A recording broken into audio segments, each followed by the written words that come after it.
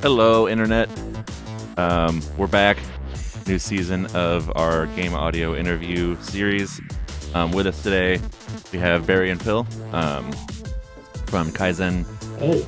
Do we call you guys Kaizen Game Works, Kaizen Games? I've noticed Kaizen is fine. Keep Kaizen. It nice and short. Great. Yeah. We're going to be talking about their new game, Paradise Killer. I'm going to be playing a little bit of it in the background here, but we'll get to that in a minute. First, I just had a couple things to ask you guys about.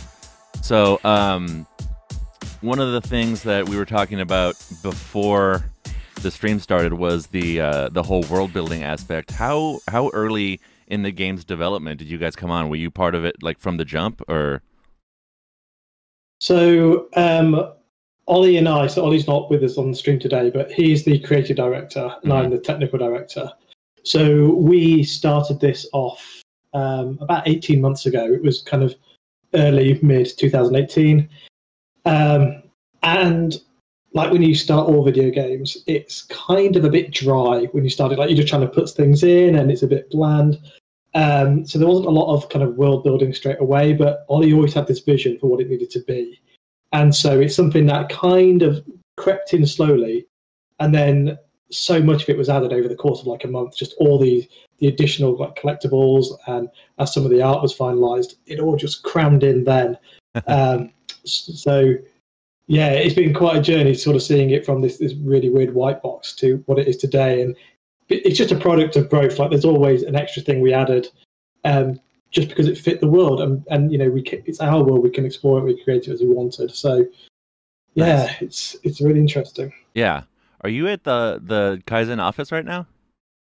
No, this is my house. Oh. We don't have offices. So we work remotely because Ollie and I, we've known each other for years, but we live on other sides of the country Sure. in England. Ah, I see. So, this is my house, and my wife painted this, and it's fantastic. I love it. It's very cool. And it looks great. Yeah, it looks great on a stream because it always looks like it's, you know, my wall, but really I just stare at this white wall that's in front of me all day. It's very presentable. This one. Yeah. I think something that's interesting about Kaizen is like I don't know if people would pick up on it from playing Paradise Killer, but it's such a small team. Like so much of the game was made by Phil and Ollie.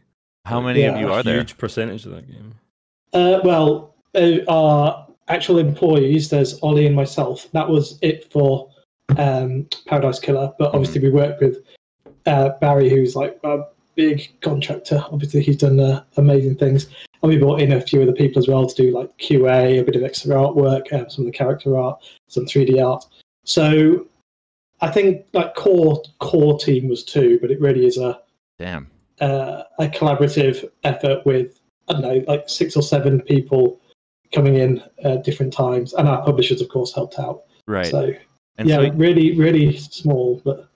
And I imagine that having a smaller team makes it, I don't know, a lot more to spec, I guess. Like the game became what you wanted it to become, as opposed to like it being, you know, some shoehorned, you know, not to dunk on Call of Duty, but you know, Call of Duty. Yeah. So I mean, Ollie and I always like games that have personality, right? And that's kind of why we quit our jobs, because we've both been working in the industry for years, and they weren't, you know, some great games, but not necessarily games that reflect us. Right. And when you're such a small team, and we try not to have too many rules, like you can be quite agile. It's like, hey, if you like this cool thing, put it in. And so much of all the really cool world building and all the writing, Ollie just sort of put it in. And, you know, we're both really aware of the game, what it needs to be. So stuff came in, stuff came out, but we had complete freedom. And when Barry came on, we kind of had a spec for what we wanted, but he just blew it out of the water. And again, the music is so epoch, so Barry, and that's what's brilliant about it. That's why people connect. It's not music by committee. Right. It's just like what he created, and I think you get a lot more heart and passion. It does. I was just going to say, it was a great thing about working on with such a small team as there was, like, you know, a big, not a huge hole to fill, but I basically just got to, you know, fill it however I wanted, and that was by writing Hunters of Rage and music. Yeah. Is that a Defender cabinet behind you? It's a reproduction. It's like a bar top that just has some nice Defender branding on it. But That's awesome. it's great. It's so small you can take it downstairs for when you have parties. Not that we've been having a lot of parties I recently. mean, yeah, considering. I just like to have it in the background so people ask me about it. Yeah, so you have like your nerd clout behind you. Yeah, pretty much. Yeah. So how far in was the game dev when you came on, Barry? I'm not really sure. It felt far along. I mean, you were past vertical slice at that point, right? It was pretty functional, and a lot of stuff was built. Yeah, I think you officially started. So something like January this year. Yeah. Oh, this year. But wow. you'd done a mock-up for, not a mock-up, but you'd basically written Paradise Stay Forever without the vocals before that as a kind of a demo track. And so our original plan was always to have some unique music, some original music, but obviously funding's difficult when you're such a small team and it's our first game. But we managed to get some additional funding from a thing called the UK Games Fund, which really let us say, well, cool, we can now get Barry to create loads of cool stuff. And so that's why it was quite late. It was just trying to get the money and everything in place for Barry to come on. And what he did in 6 months is incredible. Yeah, when I came on, it was all still like not quite stock music, but like kind of music built from like stock loops. And Apple loops. I mean, even though the ideas for the audio systems were in place, but they weren't very fleshed out. It was still just, and like we built up like quite a good working relationship on that in terms of back and forth. Because I mean, I was really only hired to write music and do sound design, so I was never hands on with the implementation of it. But as time went by, like we got for better or worse, we got a pretty good back and forth going. Well, especially with such a small team, right? Like you kind of have to. Yeah, you've kind of got this battle where you've got so little time to do things, but you need someone who's got the expertise to know when there's a problem. And like quite late on, Barry was playing the game. It's like all these tracks are coming through in mono. Like what are they? And you just needed that. The way it's presented on PC, it's kind of hard to hear that sometimes. But you just needed Barry to say this is wrong. Yeah, I'm so glad I caught that as well. I'm so happy I caught that. What is going on there? And it's like we could have trucked on, and some people would have noticed, some people might not, but it makes a hell of a difference just to have someone who knows what they're doing with it. And we're like, hey, we need this thing to happen at this time, and Barry could just put that together. And so many ideas, like the Starlight ringtone. We just said, hey, we could use a new ringtone. Barry just said, yeah, I've got a cool idea. Yeah. Went away, made it. Right, brilliant, perfect, straight in the game. Fantastic. The systems really lend themselves to making cool things out of the music. Like there was a lot of opportunity to bring the music into the sound design and like make the sound design just more fun than just kind of stock stuff. Right. And that was really down to the systems, I guess. When I say the audio systems, I guess we should explain the two main audio systems are the tracks are collectible and you listen to them on a playlist system. And also there's like, you can choose to listen to the music diegetically in world through like a broadcast system on the island. Right.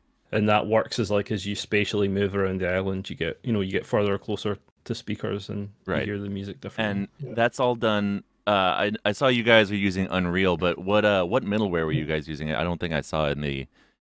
No middleware. No middleware. No middleware. So I'd looked at it, and for Paradise Killer, we could have put in some middleware, I think free or relatively cheap, but you add this middleware and you add problems. Right. You kind of need bigger teams. So with Paradise Killer, we always wanted just to keep it small. Like we were doing a really ambitious game, so we needed to keep everything as straightforward as possible. So right. So there's no middleware, but there's a reasonable amount of custom stuff going on in there to make it work. Like diegetic audio isn't just a thing that happens, and a lot of what we've done with the audio isn't just stuff that happens in Unreal Engine. We've kind of built systems to support it and make it fit with Paradise Killer.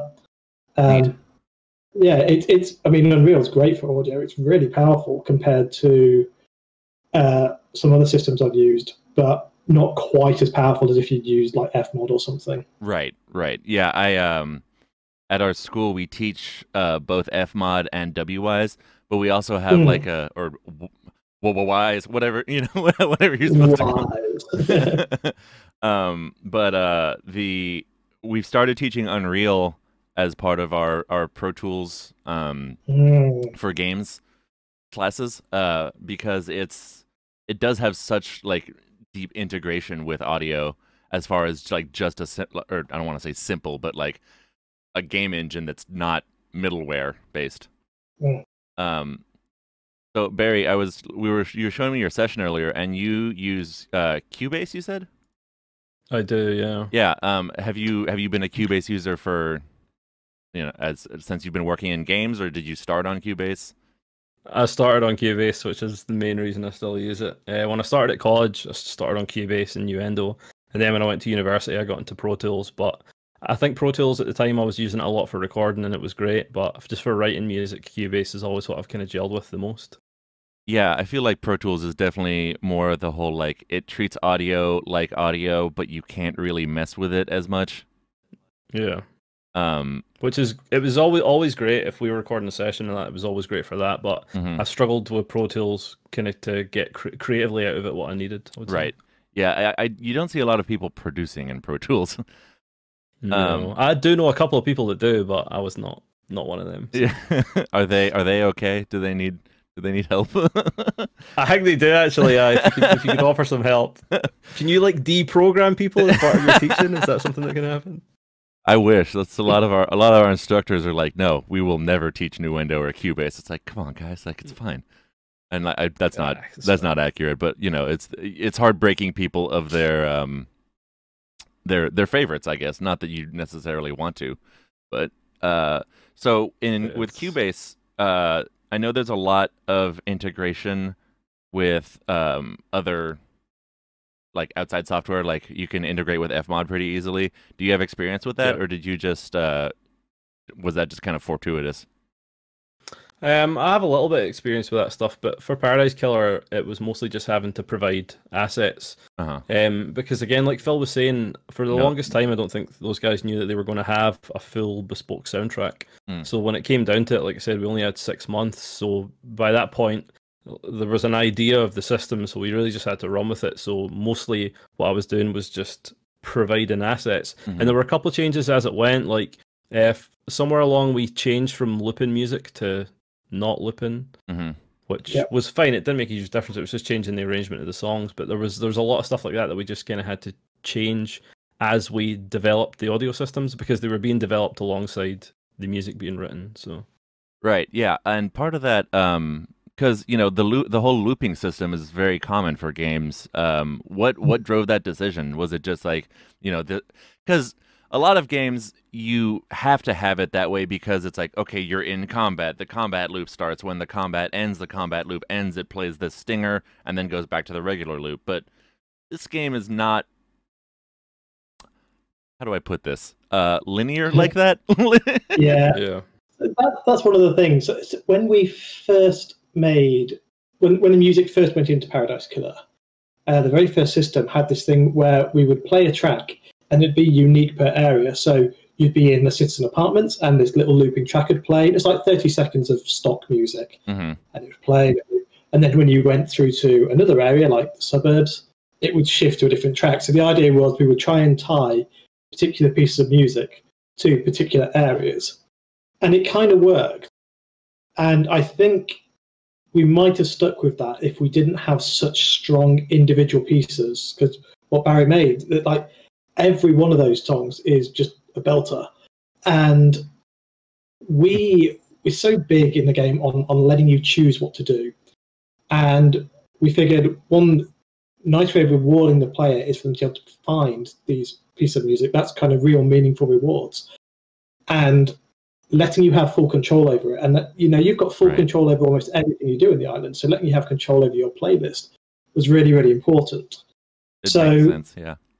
Yeah, that's kind of why the looping stopped, and we went with the full tracks, just because, you know, you want to invoke this idea that you're walking around with your Walkman on, and that's sort of where we came from. And it's the same idea with the diegetic tracks. Like the reason we had diegetic, so it's playing from speakers, is to make it feel like you're walking around a world and you've got some impact on the world. When you change a track, you're changing like the radio station, what's being broadcast out. We had a couple of ideas about. I remember we talked about doing a radio station type thing briefly as well, about not letting people have control over the tracks. But then after the playlist idea, when the UI came together around the playlist system, I feel like that's when it became more freedom for the player, because then they could not only build playlists, but they could change tracks more easily. They could order tracks, they could exclude tracks. So that, I feel like it really kind of crystallized once the sort of UI came together for that. Right. Yeah, and again, it's just about putting it in control of the player. Like a radio station would be cool, and if we had more money, more time, we might have been able to create something that had like a DJ on it. But then there's who's doing that? Who's on the island doing that? Would have to kind of solve that problem. And again, it doesn't let you pick what you want to hear. You'd have to world build around that. Yeah, and it's so important to let you have control. And we faced a lot of design problems around that, about having control. But letting you control the music was one of the easier, more obvious things. And yeah, it's nice and rewarding. Like by the end of the game, you've got this big, rich soundtrack, and you've experienced things you can't pick up as well. Like some areas have music which you can't select yourself because they're very, very tied to those specific areas. But you get to hear all of them, and it sets the atmosphere. It's just a nice way to handle it.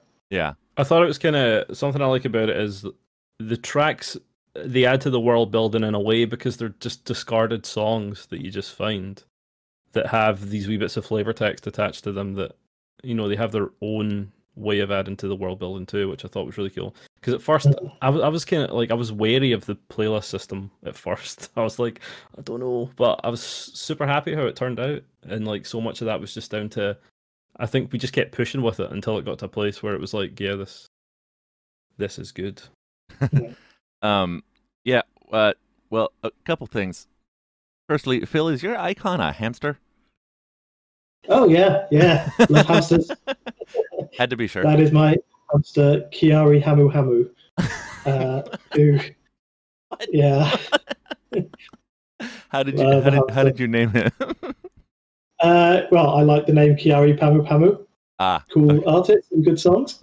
And yeah, not too much of a stretch to make that happen. No. Okay, fair enough. So you said that the soundtrack came together in 6 months?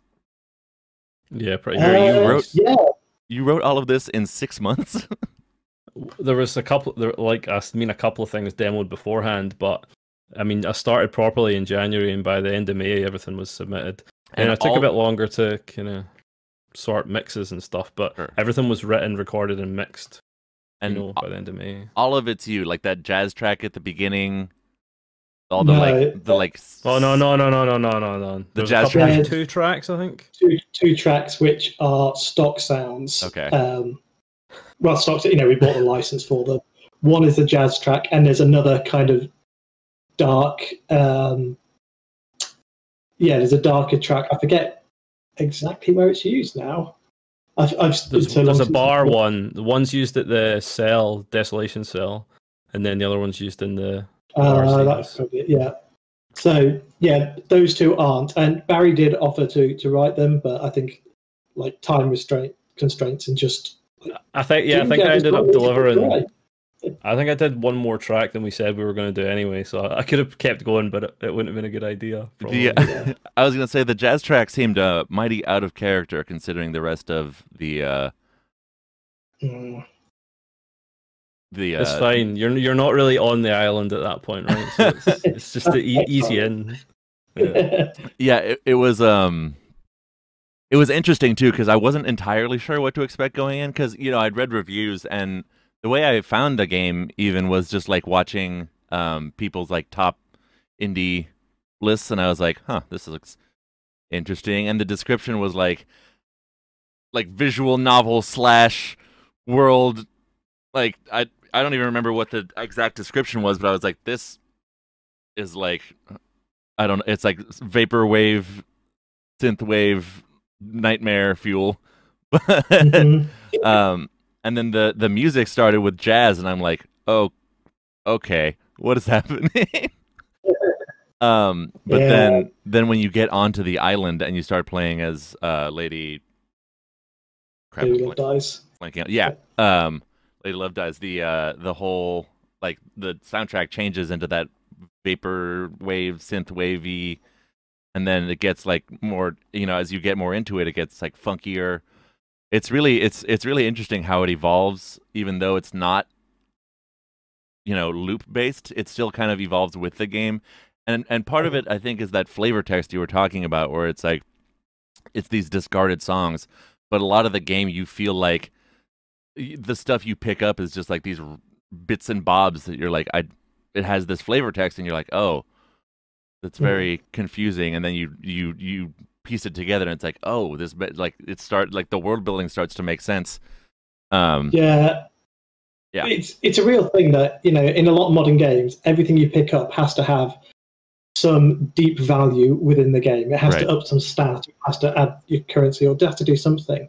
But when you pick up something that just has some weird cryptic text around it, it's just that, and you enjoy it for what it is. And we could try and tie everything into like some big story, so you're finding all these pieces and putting together, but really just letting it flesh out the world makes it much richer, and it makes it more interesting, and you get out of it as much as you put in, and that's always something we like.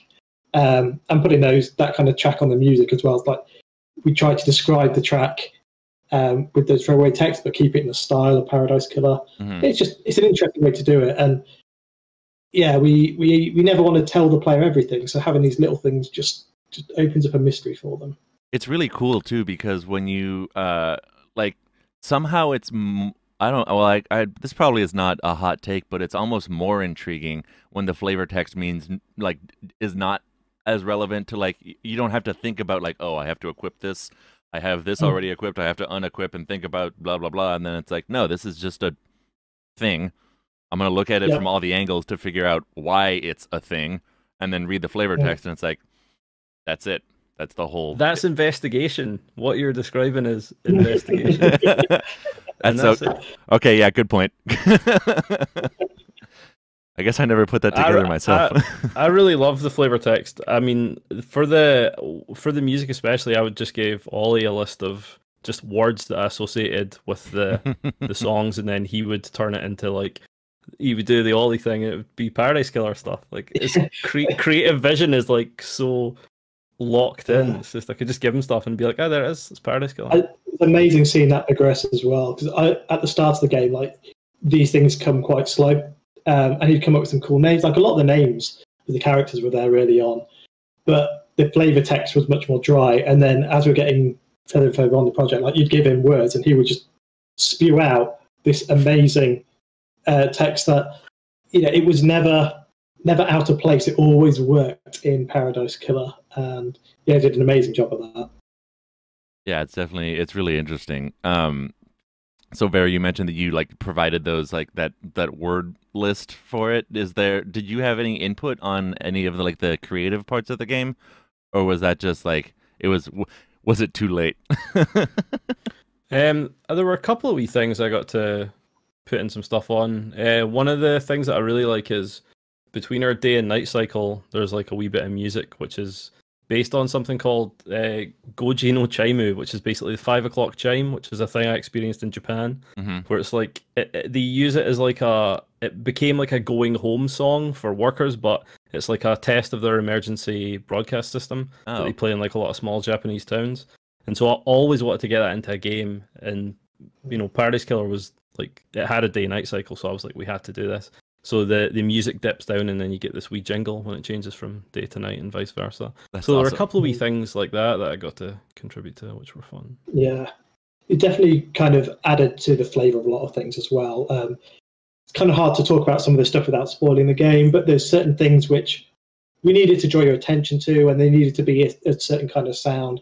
And it's hard to do it purely visually, but Barry added themes, like audio themes, which is something we struggled with on our own. Right. But he managed to tie everything together so you could kind of hear a thing and understand what that might relate to. it's like the leitmotifs and stuff, sort of, right, Barry? Yeah. There are motifs present in throughout the music. They're they're present in songs that from other songs, that kind of stuff, conceptual continuity kind of stuff. But then there's themes that appear in the sound design too. Because a big philosophy of mine is like I love musical sound design because again you can use it to you're telling part of a story with it a lot of the time. So there's a few examples of where I got to use musical themes in the sound design to sort of make you go, that's what that means. Yeah. Part of what I was thinking about when I was playing this was I watch a lot of like YouTube mini docs about game design, and it's funny because you never really consider how audio plays into the game design, but then when you're saying like you add the 5 o'clock chime. My Japanese is terrible, so I'm not even going to try. But all these other like the motifs that kind of relate your character to the world or put you in this space. It's interesting that you can incorporate that into the audio design, and it's not just part of a visual design. I've watched things about how like not having a tutorial and like showing, like telling by showing is a thing, and in this case it's like telling by listening, which is really interesting. Something I hadn't really considered. I think I was quite lucky that I had the freedom to be able to suggest this stuff, because I feel like I was always suggesting stuff. I feel like every day I'd be getting on Slack like, oh, we should do this, and naturally, you can't say yes to everything, of course. But Phil is someone who was very, very good at picking out things that I was saying and being like, yes, we can try this. This part of this for me, is good. Like for me being an audio guy, that was amazing, because pretty much any other game I've been involved in a small way, it's like audio has always been pushed so far down the priority list that you never get to contribute to how audio fits with the game design, and that the audio suffers for that, I think. But, I mean, obviously, I'm an audio guy. I'm going to say that like, yeah, sure, make your audio guy, let your audio guy be in charge of your company. Why not? He knows what he's doing. But I was lucky that I was allowed to have that input. You're a little biased. A lot. I'm always in awe of anyone who can be creative with music. Like I've tried to do some recording engineering. I've tried to do some music production, and I haven't got what it takes. I haven't got that ear. I haven't got the understanding of how to get from A to B. So I really like it when working with someone like Barry, who just kind of can come up with these cool ideas, happy to explain what he wants, and it's in terms I can understand. Right. It made a good relationship. And like, if he's got an idea, I want to try it because it is something I want to know more about. So it's interesting to do. I always thought that if we make enough money that I never have to work again, I'd like to open up a recording studio or something in the garden, and just spend my time doing that kind of stuff. But nice. I don't think I'd get very far. Hey, I mean, nah, you would, man. You would. Yeah, you can always come learn at Pyramind. Exactly. Shameless plug. Well, that's the kind of thing I need, because I've tried learning. I've got they're not here, but I've got a couple of books like learning just basic stuff like how to work with Logic and some like mastering text and stuff, and it's fine, but I'm someone who learns by sitting and doing and experiencing and having those template projects and think that's what I really need. And that's why it's great working with people who can give me the stuff I need and some direction, because I can learn while I do that. And I feel like music specifically is a lot more, well, like I said, show by doing, where you can read a book about it all day, but it's such an experiential form of art that you can't just like read a book about it and know how to do these things. Barry, how long have you been playing music? That's a good question. Let me think. I started playing guitar when I was about 13 or 14, so probably about 20 years since I picked up a guitar. But in terms of production, I only started composing when I went to college. So I mean, I say only, probably still about 15 years since I started college. So yeah, I mean, I guess I've been composing for 15 years and like producing, doing a variety of styles. Because when you're younger, like you're more into bands, and stuff. And I played in rock bands, metal bands, and produced those. And then I've DJ'd for a bit, and Then like I played in the covers, but I played in a wedding band for 4 years as well, and just done lots of stuff. And then I kind of got sick of playing shows. I was like, I'm just gonna write music all the time now. So yeah, that's what I do now. Understandable. It's funny that mirrors my own experience a lot. I was in like a punk band growing up, and now I'm like, yeah. And then I was a DJ in college, and now it's like I'm gonna sit here with all my keyboards, and this is fine. Yes. Do you find yourself Sorry, what were you gonna say, Phil? A bit of Kaizen backstory is Ollie and I used to be in a punk band together back when we were in school. Sick. So that had been, what, 20-something years ago, something like that. Yeah, we were in a punk band. We were terrible, but... That's the point, isn't it? Oh, yeah. Get the band back together. I'm telling you, get the band back together. What was I can still play. The chat wants to know what the band's name was. We were called the Embryonic Adults. Oh, okay. Yeah. I'm with Barry on that one. That's metal as hell. That's pretty good. Yeah. That's pretty good. I was the drummer. Chop was Ollie. He was the vocalist, not a singer. Definitely not a singer. But the vocalist. He's maybe watching this. I'd be careful. He would say the same thing. That's He agrees. Yeah. That's funny. So do you find when you're composing, Barry, do you find that like your roots, like your guitar, your like metal, I guess, your punk roots come back into because Paradise Killer is, I mean, you could argue in some ways that there's like punk aspects to it because it's all like counter culture-ish. It's kind of hard to describe, but I think you know what I'm saying. But yeah, the music is very not subdued, but it's not, punk is very aggressive and in your face, whereas the music in Paradise Killer is almost relaxing at some points. Like it's still in your face for sure, but it's not aggressive, I would say. So do you find like that ever comes back into your musical lexicon where you're like, oh, this could use some more mosh pit or whatever? Maybe. I mean, I still write guitar music. I'd say the big difference between the stuff that I write is guitar music and non-guitar music, right? Because I can play guitar, but like writing riffs and stuff, I can't really get that from here into the keyboard. It doesn't work so well. So yeah, when I'm playing a guitar, I play completely different stuff from if I was sitting at a piano. I'm sure everyone that plays multiple instruments does. Yeah. But there are definitely still, like, I love guitar harmonies, and then there are not many in Paradise Killer, but I got a few guitar harmonies in. Cool. And there's still a bunch of tracks as well where I track guitar for like kind of heavy rhythm stuff, just chords, nothing like pure metal. But there are small elements of everything that I've ever written that there's a through line through all of it in terms of what influences me and what kind of music I like to make, if that makes sense. Yeah, that makes sense. So when you were talking about like, you're not, I guess, like riffing on a guitar, like that, it's harder to shred when you're producing than it is when you're just like hanging out by yourself.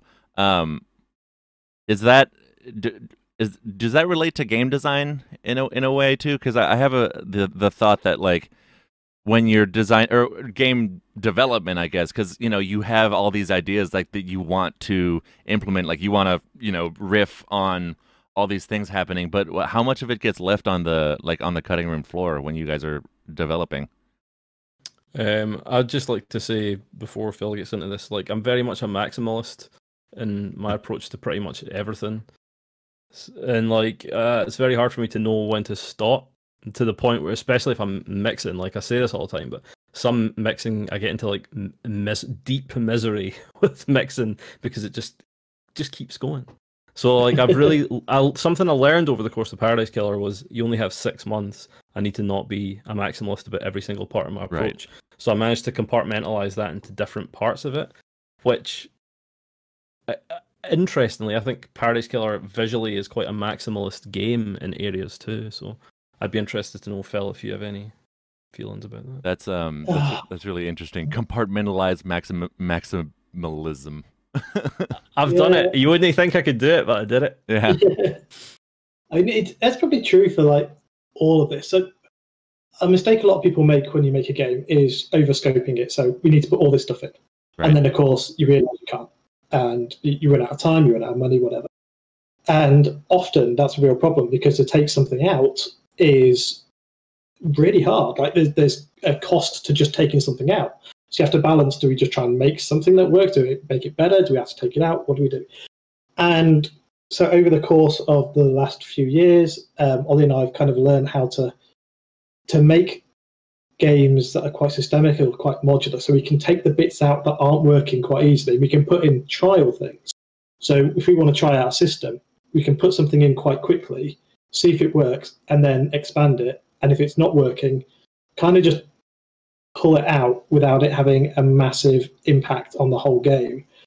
And there's quite a skill in that. And I think it's one of those things you can only learn by having made so many games and kind of seeing what happens over the life cycle of them. So I think that kind of, like, putting that back to the music, we always wanted this soundtrack. Whether we would get it or not was another question. So we had to kind of design systems that would let us put in whatever it was when we had it. So there is a whole music system in the game that had been cut because we got something better, which is like the ideal situation. And yeah, I mean, I don't know if that's really the answer. That's a very long, rambly answer to try to be agile. Like we always want to do as much as we can, but you have to understand how much time you've got. So we try to really say, this month we need to get these things working. If it's going well, brilliant. If it's not, then we have to reassess and pull some other stuff out. What is it Ollie says is that you can do anything, but you can't do everything. Yeah. That's exactly. Really good advice. That's good. And it's kind of true, like when you're making the game as well. But it's not just about the systems you can make or the number of tracks you can put in. Because if we'd given Barry 2 years and you're paying to make 2 years worth of music, we would have this massive soundtrack. But is that better? Is it always better to have more? I don't know. So you have to kind of think, not only do what you can in the time, but do what's right for the game. And it's very easy to get carried away. Like you see this game every day for 2 years. You just want to put more and more and more stuff in. But really, you just need to think what is right for the game at every stage. That makes sense. It's like it seems like it's running any business, you know. I mean, and it's odd to think of one game as a business, but it's like I guess it's a project. But you have the milestones that you have to hit, and you have to be realistic about them, or else everything gets out of control, or you get Duke Nukem Forever, and it takes 20 years in development hell and comes out being Duke Nukem Forever. Indie games are super risky for it as well, because when you start up a studio, you've got probably not a lot of money and not a lot of time, and everything hinges on that game going well. If it doesn't go well, that's it. It's gone. The dream is dead. Right. And it's not like you can. Okay, some games you can do early access and get some money in before it's done, and some games you can crowdfund and everything. But really, you need to figure out how much time you've got based on what you can afford to do, and it's it's a real risk that it might not work. It's not like other businesses where money slowly comes in. It's all or nothing. Right. And you see that happen a lot in the industry too, with stuff like Mighty Number 9 or No Man's Sky, where No Man's Sky was supposed to be huge and everything they promised, and it launched, and then it flopped. And they're like a special story because they actually they sold enough based on those original promises that they were able to keep developing. But with a smaller game like Paradise Killer, where it's like it's not supposed to be limitless. It's supposed to tell this story.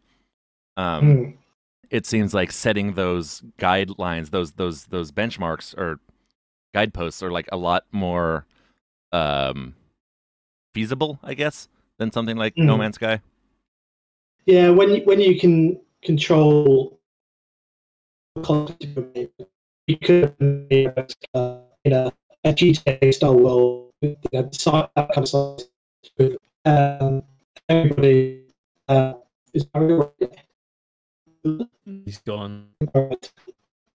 Yeah. Is that me? All these living, breathing, and just put stuff in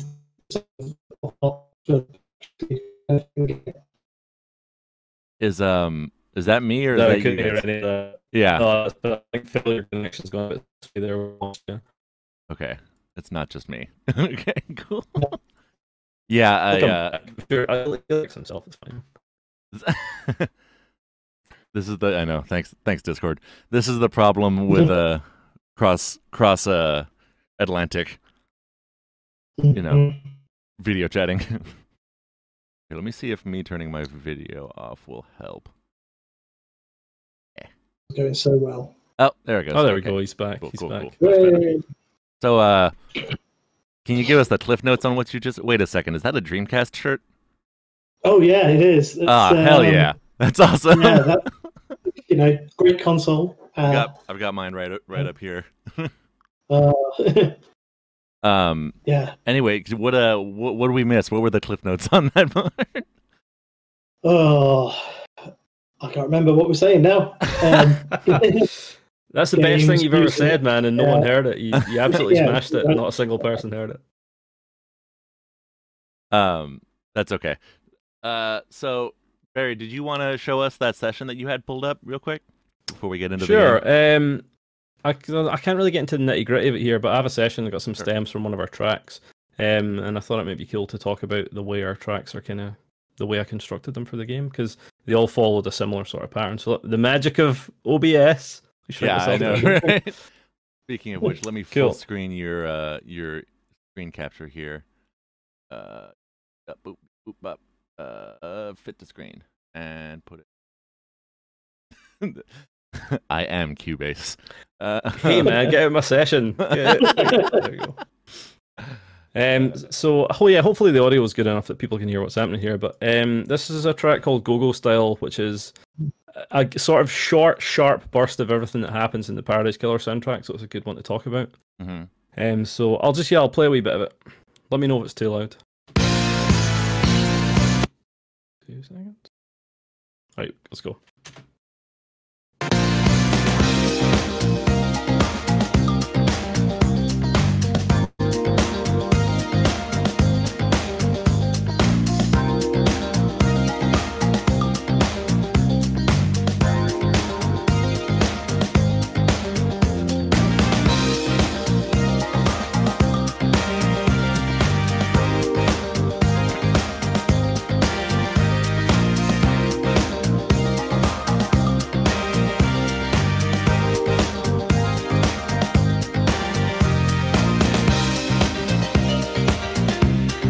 So I'll stop us there. So this is constructed in the same way that a lot of our tracks were, which really just started off with an idea.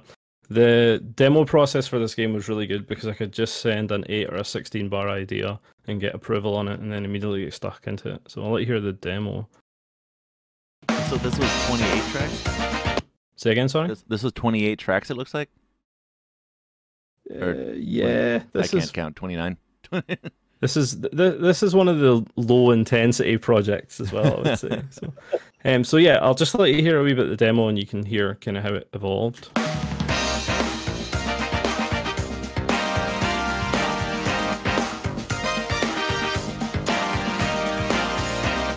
So it really just started off as that bass, drums, and guitar idea, and like anyone demoing and going to a full arrangement, it was just about how to flesh that out. So yeah, if I can let you hear how some of the parts are built up. Yeah. Start with the percussion. So the percussion is built around this big loop, it's called, and then there's a more acoustic drum kit behind it that adds a bit of depth. So I'll let you hear it without the acoustic kit. So it's just a pretty straight loop, but then you get the which. It's no big secret that, layering up drums, layering up bass sounds is how you get a big arrangement. Of course. And it's all based around this bass riff too. This entire tune really is based around this idea. And then moving down through the instrumentation for it, I wanted a big brass section, so there's lots of layered up brass, big keyboard section here, and then we have these kind of more Sounds of Paradise. There's a Kodo in there? Yes, I'll let you hear this Sounds of Paradise section. So this is, let me get the exotic stuff. I'll turn the kit on.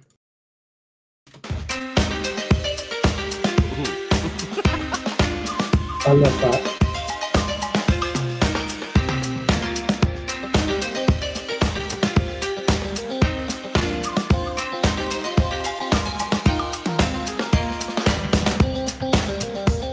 So it's has Super that cool. kind of driving funk, but then a wee bit of that. Yeah. Paradise. Did you program those drums or did you play them in? No, these are programmed Okay. and then humanized. So this acoustic kit. I was gonna say those fills are chunky. They're really good. I do not love velocity automation. It's not I mean, something I get a lot of enjoyment out It's not of. the easiest thing.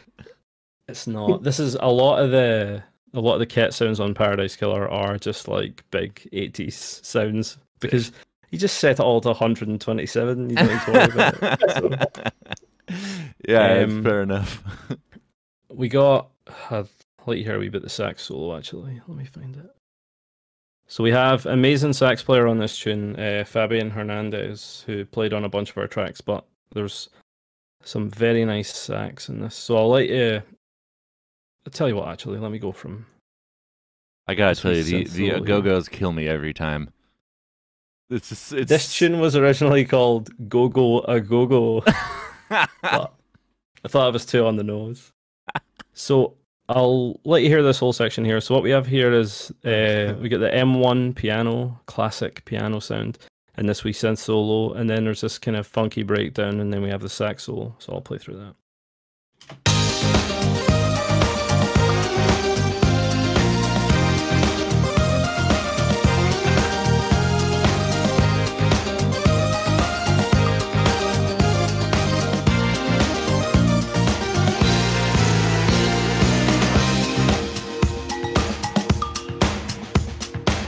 It's a Go-Go's type.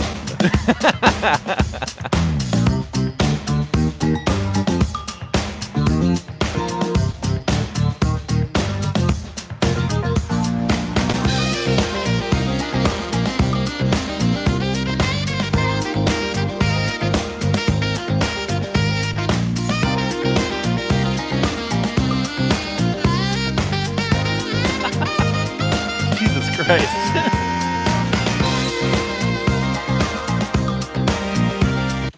That's so wild. Like sax solo. It's so sick. It's so good, dude. I was really happy that all the stuff that Fabian contributed to this just gave all the songs a lift, because 90% of all the songs, it's all programmed or soft synths or just even hardware synths. Mm-hmm. So the wee bits of like recorded instrumental playing that we do have, the guitar solos and the sax solos, I think they really lift the song. I'll just solo this so we can hear that sax solo was ripping.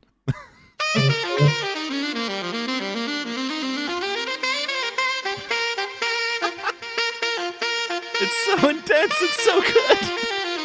I know.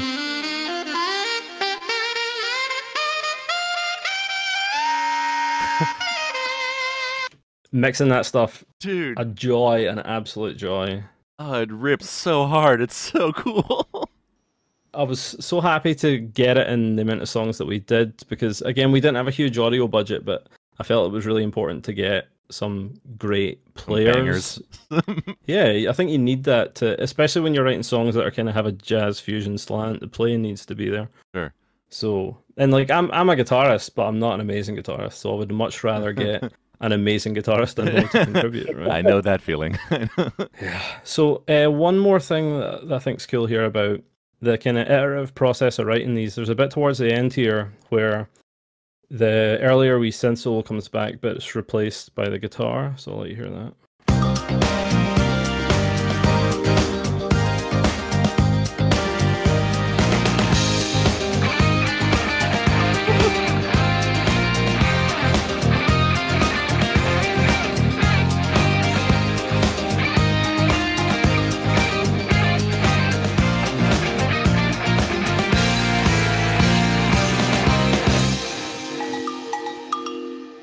Interestingly, that never made it into the final mix because I got so many good takes for the sax solo. I just took a bit of the unused sax solo and dropped it in here instead. So this is what made it onto the track.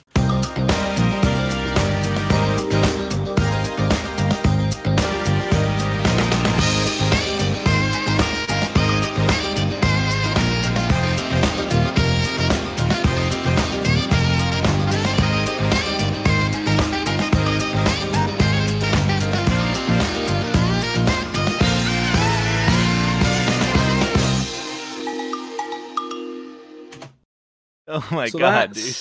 I know. So that's a good example of there's tons of songs where I had a bunch of different parts. When it came to melody lines or lead lines or anything that wasn't just chords and rhythm, I had a whole bunch of ideas, and we could continue to just try out different stuff until I found what was really, really working for the tune.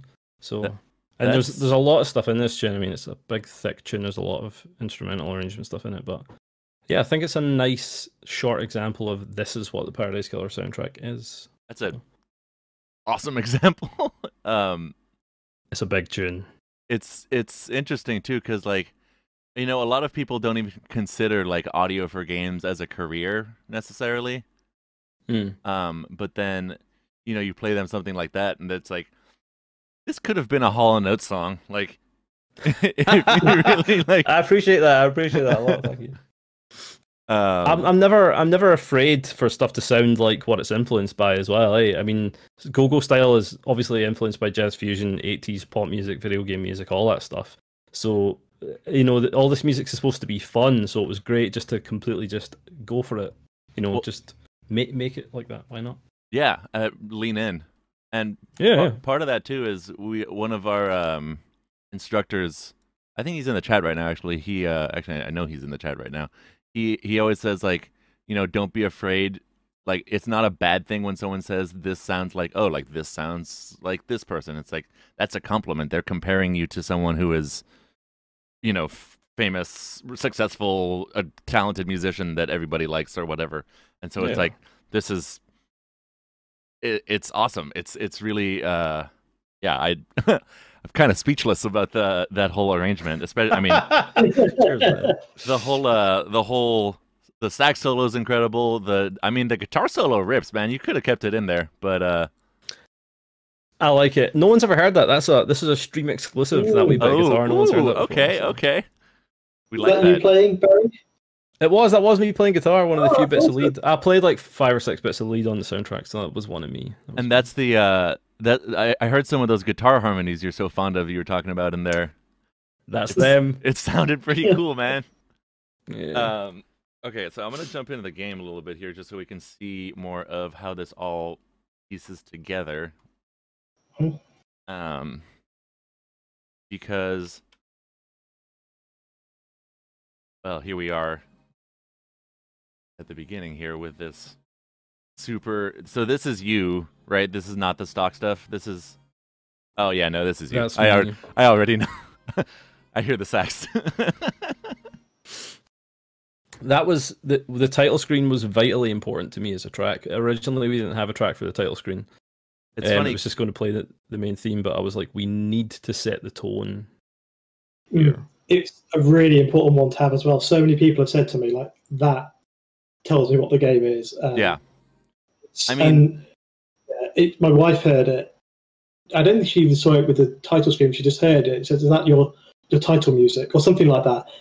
Yeah, it's just perfect. Works brilliantly. You can tell immediately what it is, but it does also totally set the tone.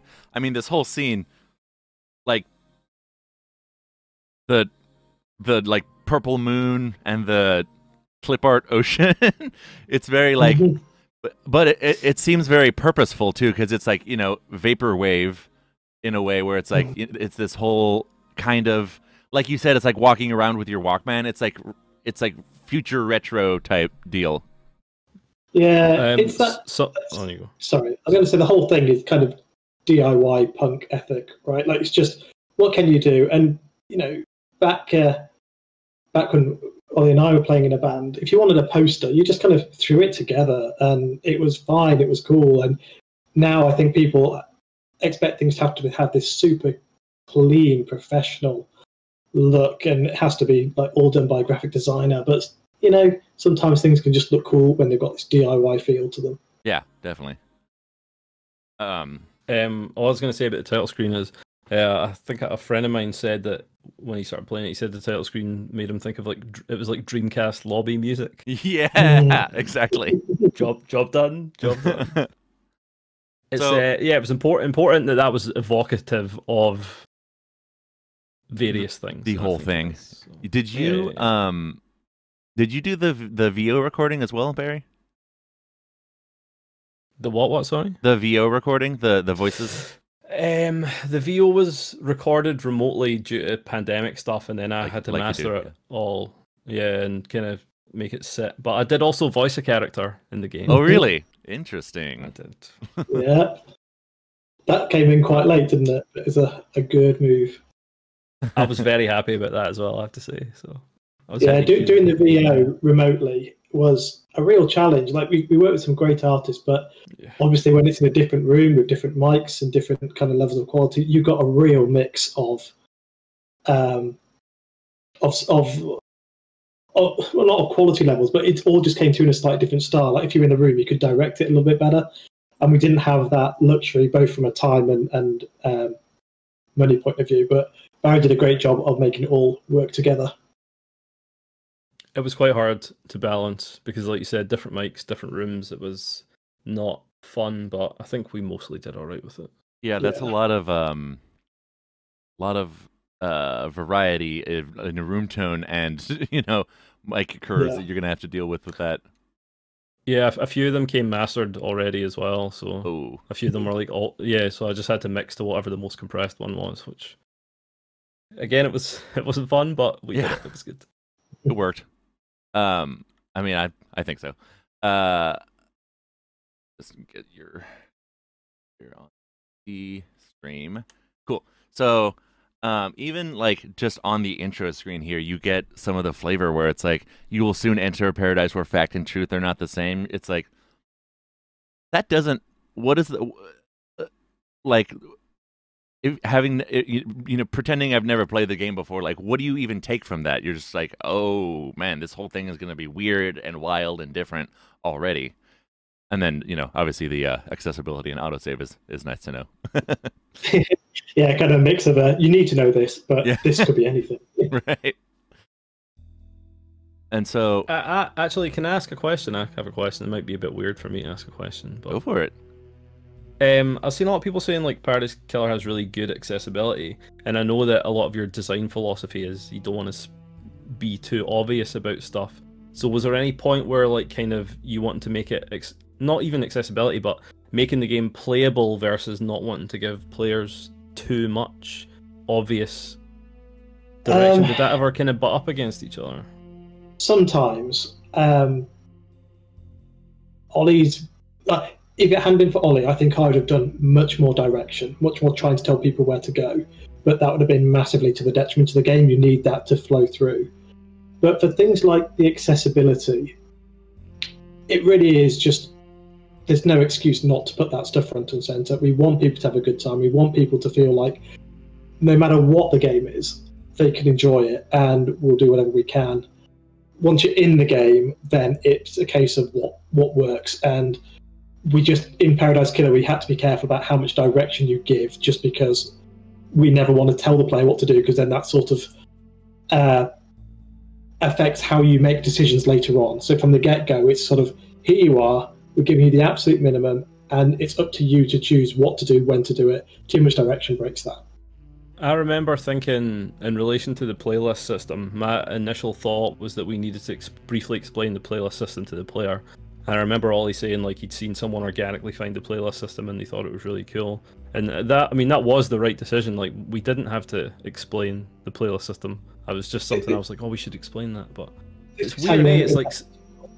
Right. I did a lot of work in mobile gaming, and there's an obsession with having to explain every little thing just in case someone misses it.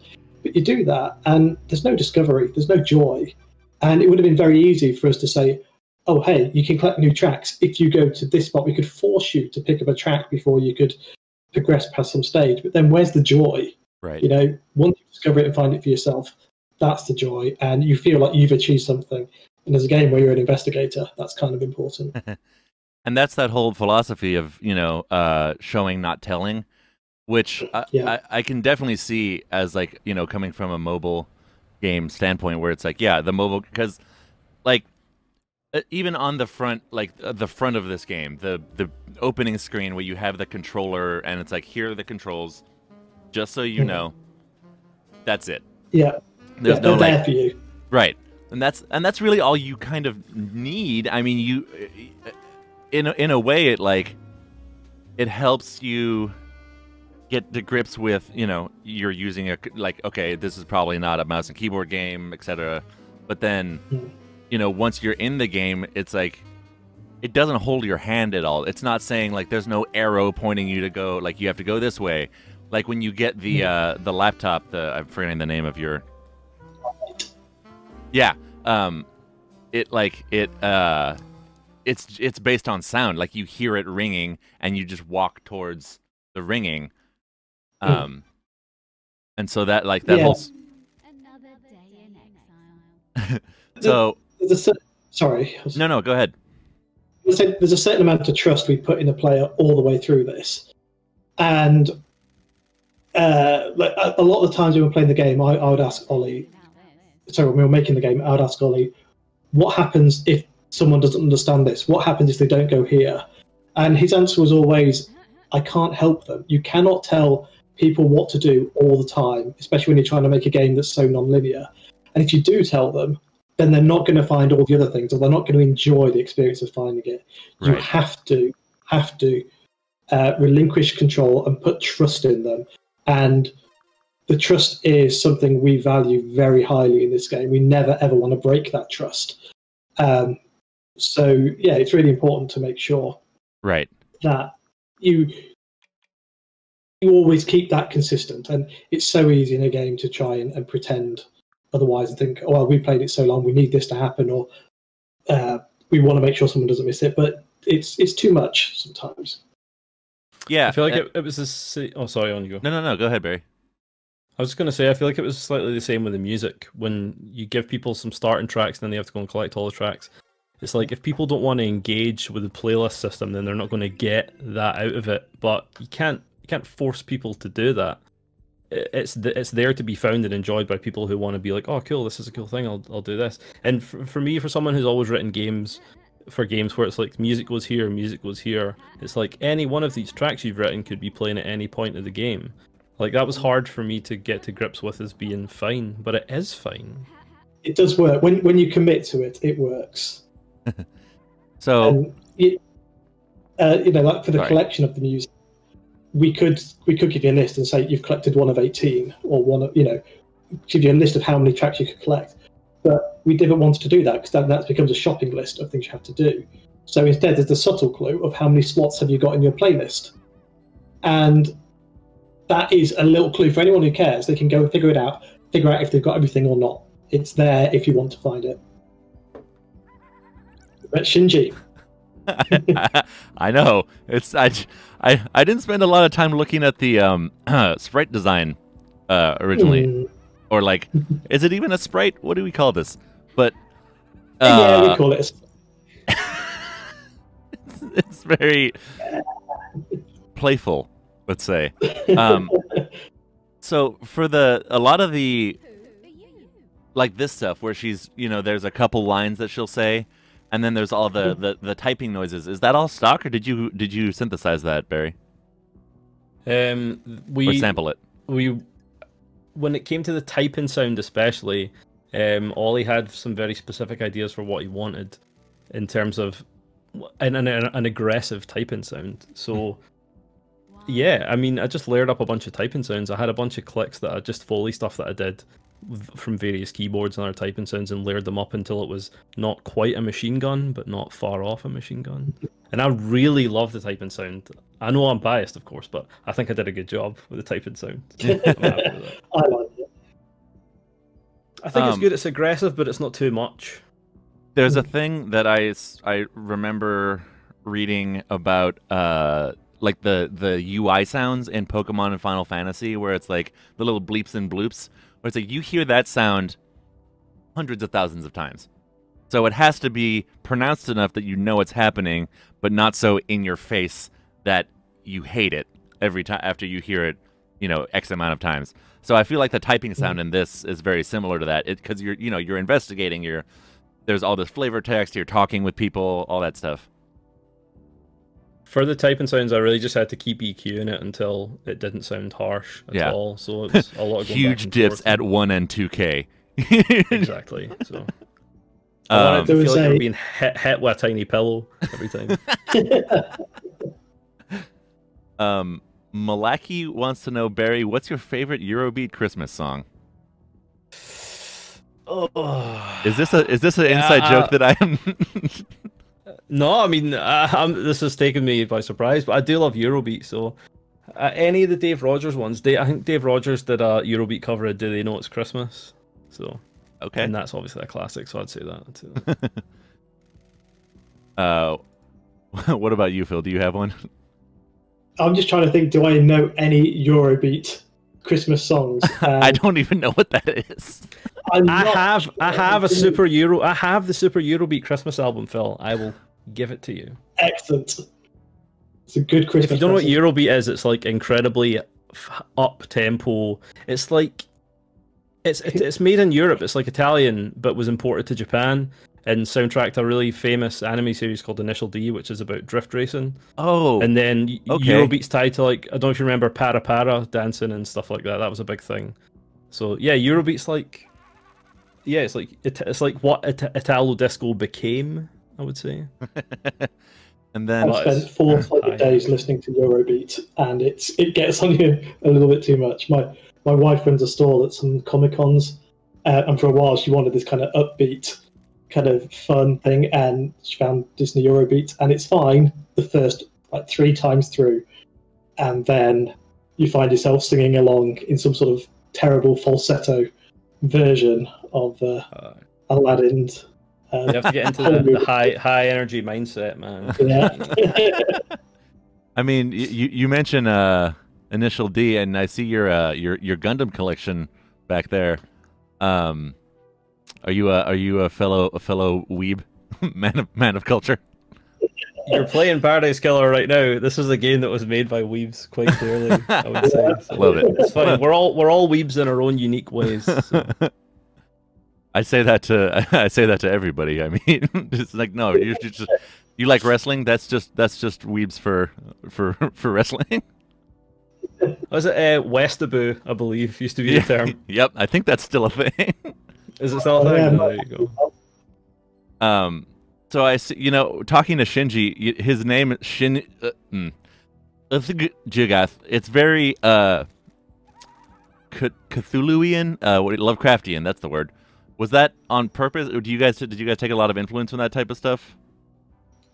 So I didn't get too much involved in this, but I've heard Ollie talk about it before, and yeah, there's definitely some kind of influence from Lovecraft and from Kafka.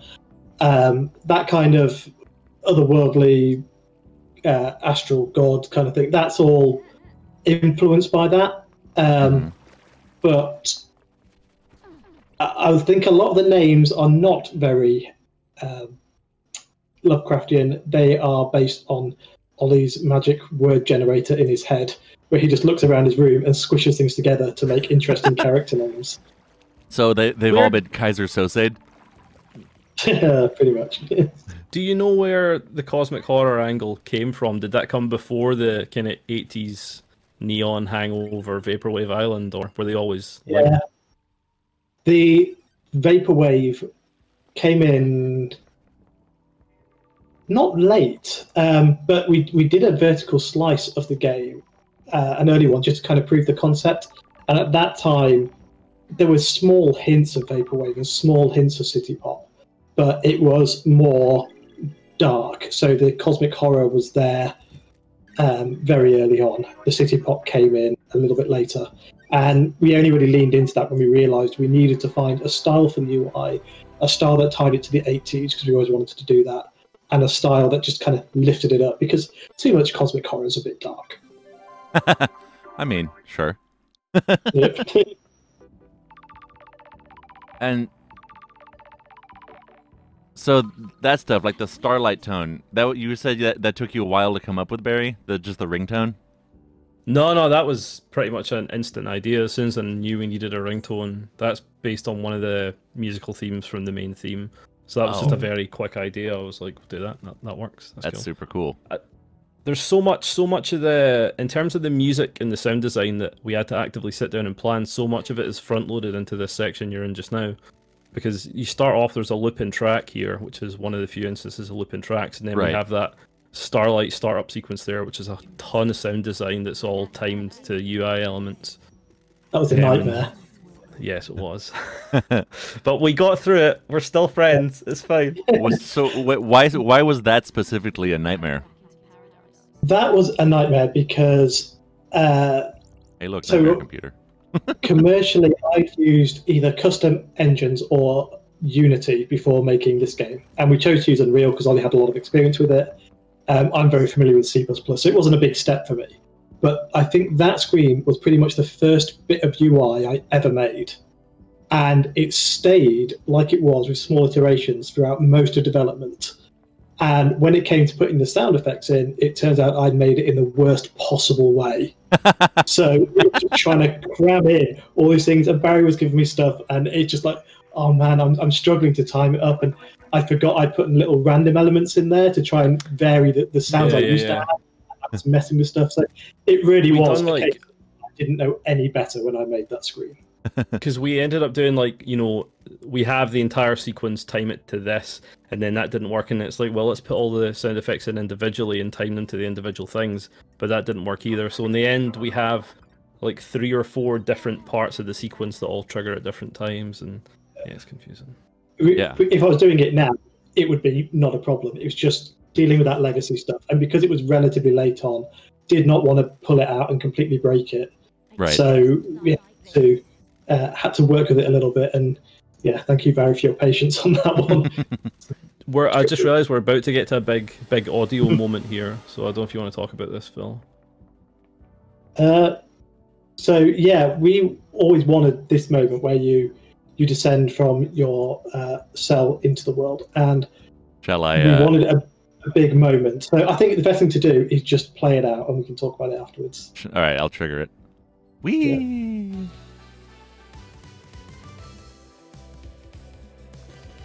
Hey, it's you. So this is where kind of that switch from the background loop music here to like the theme. This was like, it's like the intro credits almost. Yeah. Well, it is the intro credits. It literally has credits. Yep. And that's where it kind of lifts it. So you've had the jazz, and then you had this sort of empty-ish loop which you wanted in the Idle Lands, where a lot of stuff's been stripped out, and now you're into the game proper, and everything starts to flesh out.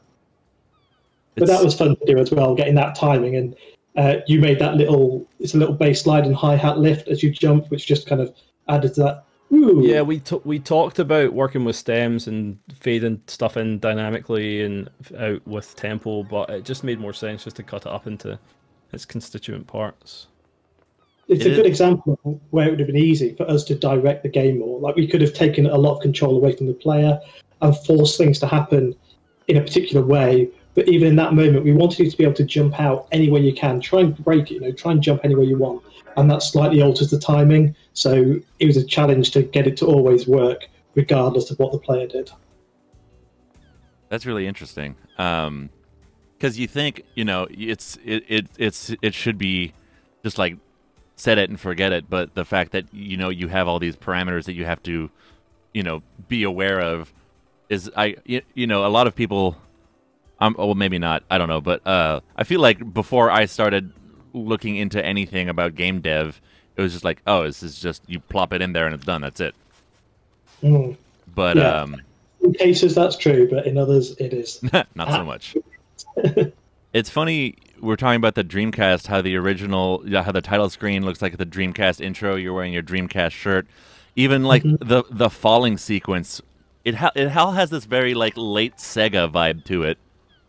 Yeah, I mean, we said from the start, we wanted to see what would a modern game look like if we kind of continued with that Dreamcast era visuals? Yeah. So it's kind of modern graphics, but with limitations. So one of the things we don't have in this are normal maps. So normal maps kind of give models and textures a little bit of depth, and it kind of adds a bit of complexity to the world. Right. If we go back to how things used to be on sort of PS2, Dreamcast era, normal maps are too expensive. It couldn't be done.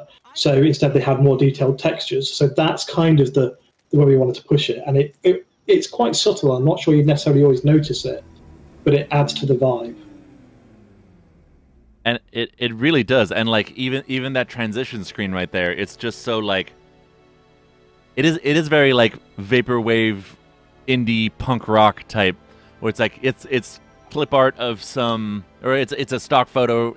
I don't know if it is, but it seems like a stock photo from some beach town with all this like really intense graphical design overlaid over it, and it's just like it's very specific, but then it's also got this like neo dark horror bent to it, and then it's got the like anime-ish characters.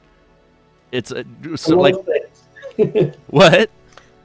It's a lot of things all pushed together, and like that's the joy of it. If you go and if you buy just a Dreamcast game, go and buy any one of them, and then go and slap it in your console and play it. You have no idea what's going to happen, and these things that do happen feel wild because we didn't have the same kind of control and production values that we have on games nowadays. Right. And kind of bringing that back. So ideas don't have to be what people accept. They can be what you think is cool and fun and good, and you can, not always, but you can try and make them work together. And if you do it consistently, it comes together pretty well. And it's really cool because a lot of the Dreamcast era PS2, one of our instructors worked with Sony for a while, and he worked on like Lair and a bunch of other like random Sony games for PlayStation. But he would always talk about how like you have to design within limitations. And so it seems like you guys almost self-imposed some limitations here because you wanted it to be what it is, and not, like you said, being like a maximalist type situation. So we imposed some limits because of the style we wanted.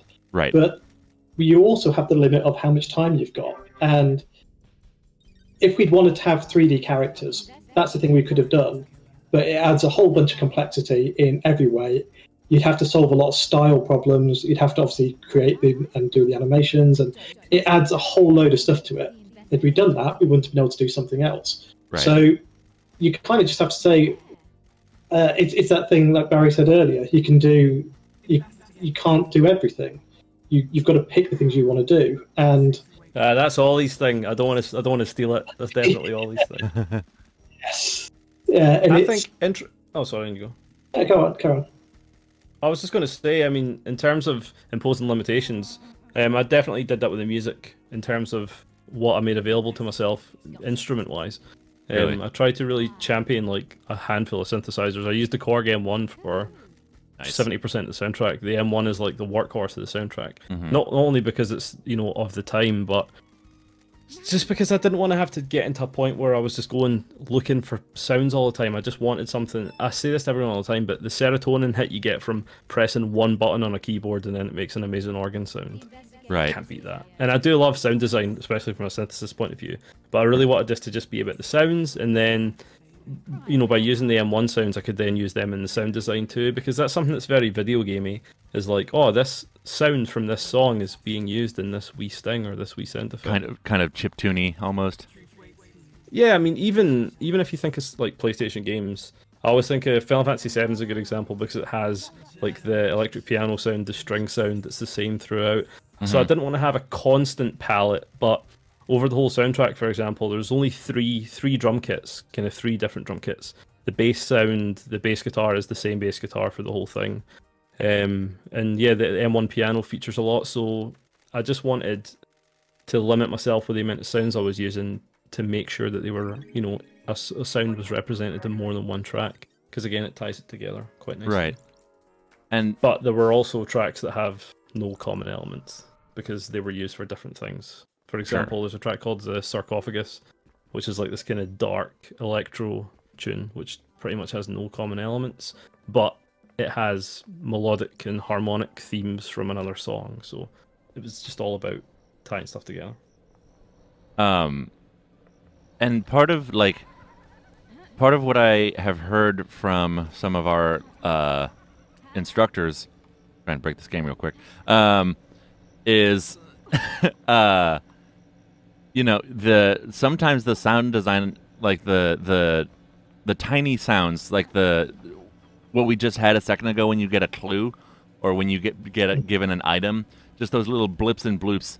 You have to sound design the hell out of those because it has to be positive, but it also it has to be a millisecond long. It has to be like 1 or 2 seconds long, but it also has to convey that feeling of like, oh, you got something good, you did something right. There are so many collectibles in the game as well that what we did is we split them into tiers in terms of their importance. And so that all the high-level important collectibles, they all have different jingles, but they're played with the same sound. So they're just like different chords, for example. And then the tier underneath that has a different sound and maybe shorter kind of jingles, and then so on and so forth, down to the insignificant stuff, which has just like the smallest bleep or the smallest bloop. Right. And then you kind of think this stuff might not be super significant as well. Like you think, oh, if we could just put any sound in there, any kind of positive thing. But when you just get yourself into a sound pack and you try and find one that works, it's really, really hard. You need one that works for your game, and it's difficult. You're picking up a thing called a blood crystal too. That should be represented in the sound design. It should sound like you've picked up something called a blood crystal. It shouldn't just be like, "Dana, you got a blood crystal." It should have a bit of mystery about it. Hooray! Yeah. You're going well off the track here. Good old bit of exploration. Well, so Sequence break. what I was gonna say was, do you guys have any relationship with like speedrunners of your game? No. Not that I know of. I don't think I know anyone who's done it, but I'm very happy if people do speedrun it. Interesting. Yeah, I mean personally, I love speedruns. I don't do any myself because I am not a professional gamer, but it's always so interesting when people like take a game and then just like, all right, I'm gonna go into this one corner and jump 100 times, and that'll glitch me through the walls and somehow finish the game. It could totally happen. Like speedrunning Paradise Killer is a bit weird anyway, because you could go to the judge again right now and finish the game. Like, you could do that. We wouldn't stop you from doing it. So I think you kind of have to speedrun it with some intent. Like, I'm speedrunning it to try and accuse this person, or I'm speedrunning it to try and, kind of set your own parameters. Different categories. But I mean, I'm certain there's a way of getting through some collision somewhere. There must be. It's such a big game, and we had, QA was fantastic, but how long did the QA take? So we had a guy come in and do QA for the last maybe 6 months of it. Put in quite a few hours, but Ollie and I had been doing it throughout as well, and we'd written a load of automation that helps us test some things in the game automatically without us having to play through it, but kind of difficult in a game where there's no set path. I mean, even the save screens, like this oversaturated island image, it's like you're looking at it and you're just like, how does this relate? And then you like, the more you play through it, it's like, oh my, it's kind of like visionary in a way. It's really cool.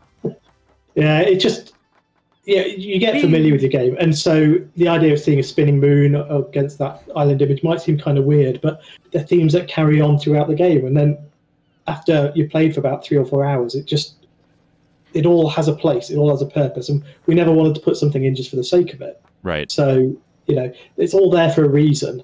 It so there's just no, like, might not seem like it at the start. Yeah. Right. There's on you go, sorry. No, go ahead. I was just going to say, I can hear it when you're playing it, there's a lot of in-world sound in Paradise Killer, and a lot of it is, it's not I think when we started, I felt there was a lot, because there's a lot of things, there are a lot of attracts and they were pulling you and they all had very big ranges. So I think we had to spend a bit of time like dialing down the intensity of the sound effects and trying to sort out, again, the high level stuff from the low level stuff. But something I think that's nice is there are a lot of sound effects that would seem to be high level stuff. You know, it's that they're attracting you, but really it's just a drain noise, for example. Right. I think that's kind of cool because even though the world and the island is empty, there's very few characters there. It's, you know, there's so many collectibles and so much audio. Like, the audio fills so much of the world, I think. We needed it because there's not a lot going on. You know, we don't have that GTA traffic going everywhere. Everything's quite static, so we needed to add movement, which you do through the shadowing and you do through like the foliage moving, and for the sound as well. You need to make it feel like this is a place that has been lived in, and the hum of an air conditioning unit does so much for that. You know, the sounds the insect makes that varies depending on the time of the day and which area you're in, like, all that kind of stuff. You need to add movement to the world through audio. Because we had a lot of attracts too. The save points have an attract, the vending machines have an attract, the audio pickups have an attract sound too. Is there anything else? And all the collectibles have. Oh yeah, of course they have attracts, the. Yeah. there's like even the some of the implementation stuff, like the jumping. You know, it's kind of Dreamcastian in a way where it's like you can tell there's only like 5 or 6 jump effects, but like it's not like a Mario game where like jumping is an integral part of the game. Like it seems like you could probably go through a bunch of this game without jumping if you wanted to. You could do, yeah. I think you would probably be able to do quite a lot that way. There are small spoiler, there are different movement options that you gain through upgrades, and I've seen people who went through the majority of the game without getting the movement upgrades. Right. I feel bad for them because I think you can get into some, like, when you get to the kind of more parkour parts of the game, like I really enjoyed those parts. Yeah, it's again going back to that idea that I want everyone to find them, but I can't signpoint to them, because if you do that, you lose the joy of finding it. And so it's up to you to go and find them, and then you feel like you've mastered the world a little bit. And part of it as well seems to be like when you're not hand holding, but you're also like you're not hiding anything. You can walk through all the trees in that part of whatever I was just in. You can walk up the mountain. Like, it's not like Skyrim where you have to like do the walk jump to try and get anywhere up a mountain or whatever. You could just walk up that mountain that I went to at the beginning. Yeah, it's there. If you can see it, you can get to it pretty much. And, you know, I'm sure there are ways that are impossible. There's definitely some geo that's a bit too steep to walk up, but you can't go there. You can get to it another way. Right. The thing I like about Collectibles too is there are parts of the map where sometimes I felt like, am I supposed to be here? And then you go around the corner and there's a collectible or Shinji's there. And it's like, yes, I am supposed to be here. Yeah, like the game's kind of agnostic to that. I don't mind you being there. Like, there may be something cool here, there may not, but it's, again, we don't want to point you to it, but if you've bothered with it, then there should be some sort of reward. Right. Yeah, like when I was just walking around and just found Shinji randomly, it's like that. It wasn't even like an important interaction necessarily. He was like, "Oh, how would you kill them?" It's like gun or knife. It's like, "Oh, geez, okay." Yeah, but that's it. And then is that your professional deduction as an investigator? Have you deduced that interaction was meaningless? Oh God! Oh no! Oh, I haven't finished the game yet. I don't know. The truth and the facts are not the same. You're right. That's what it said, huh? Oh man. I'm screwing this up already. I think I think a great thing about Paradise Killer is I don't feel like you can screw it up, which is good, because I can't really get on with games that kind of stress me out a bit. And like Paradise Killer, you have to do it a certain way. That's what's great. I mean, that's what's great about freedom in games. No stress. Yeah. When you're told you can get to level 20, or when you're told you need to do a certain thing, then it does get stressful. And like Danganronpa's a game we get compared to a lot, and it's wonderful. but you do have to get everything perfect to progress, and sometimes that's just not what you want. Right.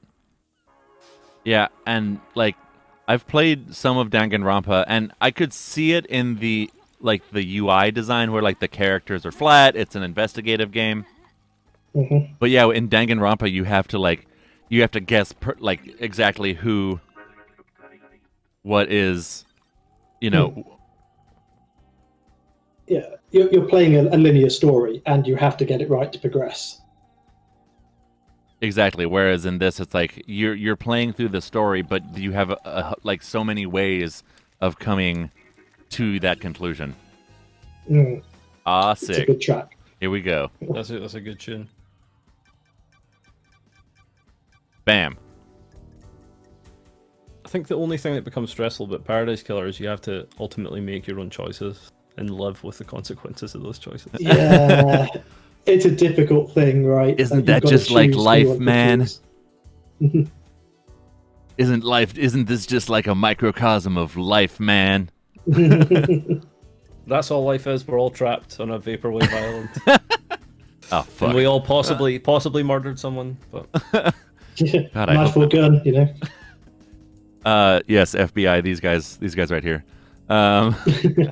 So, the one last thing, I guess, before we kind of call it here, just because we've been going for about an hour and a half now, and I appreciate you guys sticking out this long. The naming of the tracks, did those come as you were making? Because you said there was the one "Go Go A Go Go," but then you changed it. So yeah, did it change because the game didn't need a track called "Go Go A Go Go" and it wanted something more, like you said, 80s hangover, retro nightmare type thing? Track titles, and especially the formatting of the track titles, is very important to me, because Go-Go style is all caps, no spaces, go ! Go ! Style. And that's the song title. It's not lowercase Go-Go style. It's all caps, one word. And I wanted the track titles to be like, this song's a dancey song, and then End of the World, for example. This is an apocalyptic game, so I was like, yeah, we'll have a tune called End of the World, and it'll be like a laid-back synth. I was gonna say, this is like dubby, or not? It's like almost like first wave ska type stuff. Yeah. And then I love that. Yeah. What other ones? Lemageddon Bop is a good one, because Lemageddon is like another name for the Lesser Key of Solomon, so that ties it into the demonology kind of stuff. And that's like a New Jack Swing tune that has a song title about demons, so that's pretty Paradise Killer. And then I wanted a lot of the tracks to have a cool wee flourish about them, like the song Ego, for example, was called Ego, and I was like, let's call it Ego 24/7, just because it's cool. Because why not? I just wanted all the track titles to have just something kind of cool about them. Yeah. I mean, and like if this screen grab, right, let's say like right here, isn't like a great microcosm for at least what my experience with this game has been, where it's like there's the weird demon statues, there's like this red chalice leg thing, the screens in the background, the music's done now, but that song called End of the World, which is like a ska-ish song, like it just combines so much stuff, and it has the potential to like be overwhelming, but it doesn't run away from itself. And I think a lot of that speaks so much to the intent and design that you guys put into it, being like, yeah, this is our game, this is what we want our game to be, and it's not going to be anything more or less than that. Yeah, we made it for us, and we as I said before, like we made the game and the design, the art, something we like. Barry obviously made the tracks that he likes, and obviously everyone else liked them too. But putting those things together can work. It won't work in every style of game, but for Paradise Killer, that combination of freedom and choice and not trying to stick to one style completely, allowing it to explore other styles like city pop, with vaporwave, with this cosmic horror, it all kind of lets you go a little bit more free than some other games would. Yeah. The freedom especially, like I said, is something that I experienced in my own work on the project too, that the only person that I really properly had to compromise with was myself. And that's the ideal situation, I feel like, for making your best work, is if people are willing to support your vision enough to be like, sure, you got it, do what you want to do. And then they liked it. Hey, it worked out pretty well. Hey. So yeah. I think there was only one track that we kind of said wasn't quite right. The track was a bit too dark or heavy. Oh yeah, that was like one of the first demo submissions as well. So.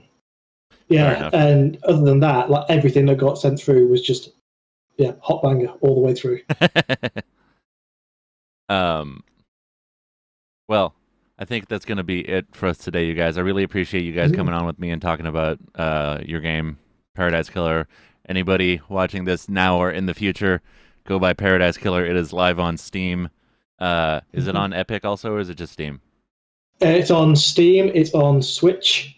And you can get the soundtrack on Bandcamp. Yeah. And it is coming out on vinyl as well, which is fantastic. We're very happy about that. You excited about that, Barry?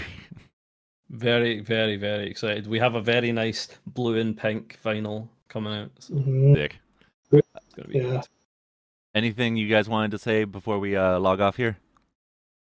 I was just going to... Yeah, pretty much. All at once. Thanks No, just do it, both of you. Phil, you go first. I was going to say, just thanks for having us. It's been a really, really good experience. Really nice to talk through the game again. It's been a little while since we've done one of these, so it's been a good time.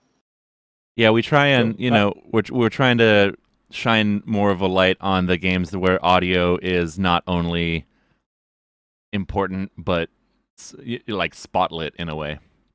And this game seemed very, that. Yeah, I'm so happy with how well it's been received. It was one of those dreams that we thought, wouldn't it be great if the soundtrack could stand alone as well? And that's something that, I can't take any responsibility for. It's all Barry, and just him being able to do that and have a really solid standalone soundtrack that, game sites have been reviewing the soundtrack is nuts to us. Having a vocal track is nuts for us. It's just, everything's unbelievable. So nice. Massive thank you to Barry for helping that happen. Thank you, Phil. Thank you for making the right decision. The right decision about your composer. You did it, man.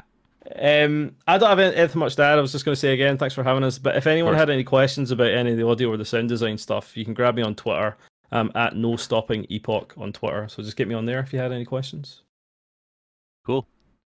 All right, guys. Well, I appreciate it again, and hopefully you'll stay in contact. Stay safe out there, and we'll see you guys around. Yeah, thanks very much. Later. Cheers, man. Bye-bye. There it goes.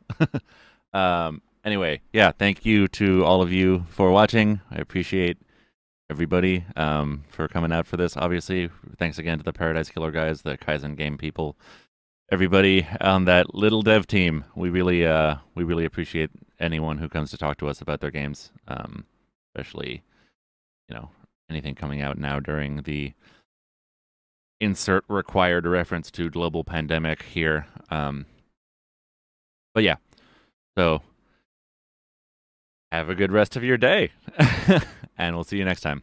All right.